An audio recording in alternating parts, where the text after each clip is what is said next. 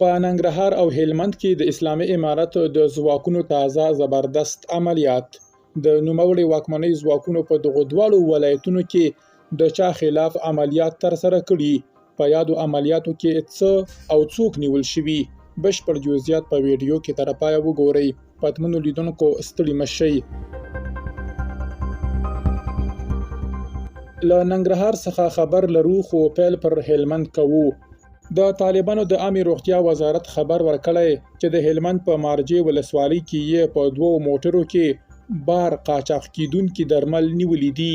دغه درمل د امنیه قومندانۍ د جنایي څانګې له لوري ونیول شول او وروسته د عامه روغتیا ریاست د نظارت آمر ډاکټر سردار محمد قاصد په مشرۍ د څارنې ډلې ته وسپارل شول. طالب چارواکي وایي 3 ډوله دغه درمل په 468 کارتنونو کې ځای پر ځای شوي وو او د ځانګړي کمیټې په حضور کې به له منځه یوړل شي.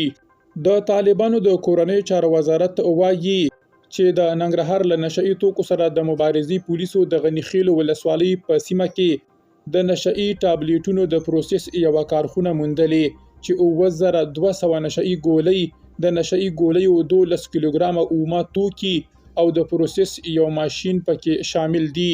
په دې تړاو یې 2 کسان نیولي دي. نیول شوي کسان به د پولیسو له لومړنیو څېړنو وروسته عدلي او قضایي بنسټونو ته وسپارل شي.